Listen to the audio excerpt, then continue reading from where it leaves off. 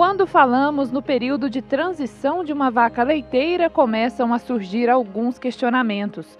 O primeiro deles é em relação ao próprio período. Geralmente, ele compreende entre as 3 semanas antes do parto e as 3 semanas após o parto.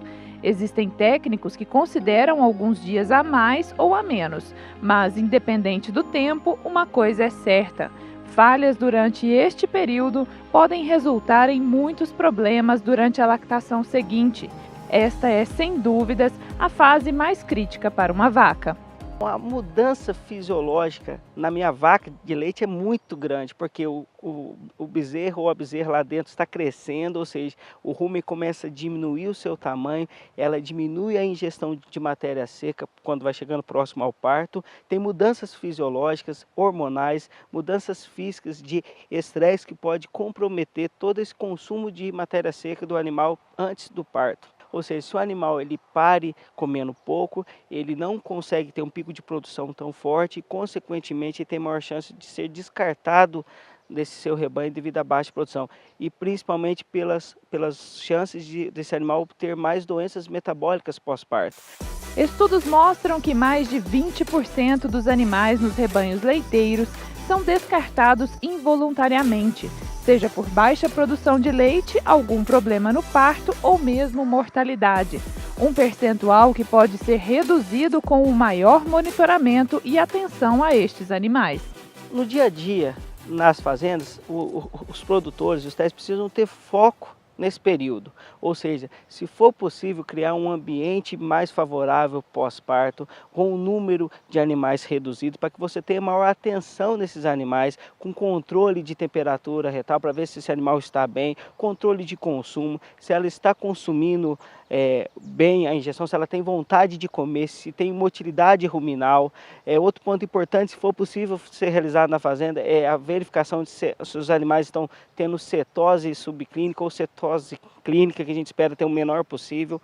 Ou seja, criar um parâmetro, um foco e principalmente uma rotina de averiguar esses animais no pós-parto. Não é muito difícil a gente visitar algumas fazendas e o produtor pegar esse animal no pós-parto e colocar ele nos lotes de menor produção. As vacas com DEL mais alto, elas já estão bem fisicamente, então vai comprometer muito esse animal pós-parto que está debilitado. Ou seja, vamos criar um ambiente onde esses animais pós-parto, como eu digo assim, todos estão no mesmo barco, todos os animais pós-parto estão fracos, ou seja, é melhor eu deixá-los juntos, com o número de animais reduzido, com espaço de coxo, com alimentação diferenciada e foco para eu observar esses animais mais rotineiramente no dia a dia.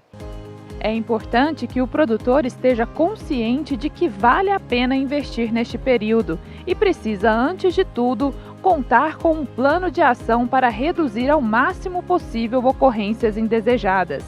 E o ponto fundamental continua sendo o conforto. Se dermos a elas condições adequadas para se recuperarem após o parto, com certeza elas irão responder em todos os aspectos. A vaca, ela não fala, mas ela dá muitos sintomas, muitas características, ou seja, basta a gente olhar para esse animal, conversar com esse animal. Quando eu falo conversar, é olhar, porque a vaca te conta tudo. Então chega lá na fazenda, vê a score de fezes, vê score de rumen, vê o que essa vaca está te contando. Então tenha maior controle dessa vaca antes do parto e principalmente pós-parto. Com isso você vai ter alta produção de leite, alta ingestão de matéria seca e consequentemente uma boa reprodução e uma boa lactação e menos descarte do meu rebanho.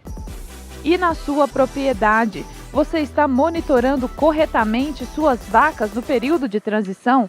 Tem dado conforto a elas? Precisa de ajuda? Entre em contato com a Alta, agende a visita de um de nossos técnicos ou procure um representante mais próximo de você.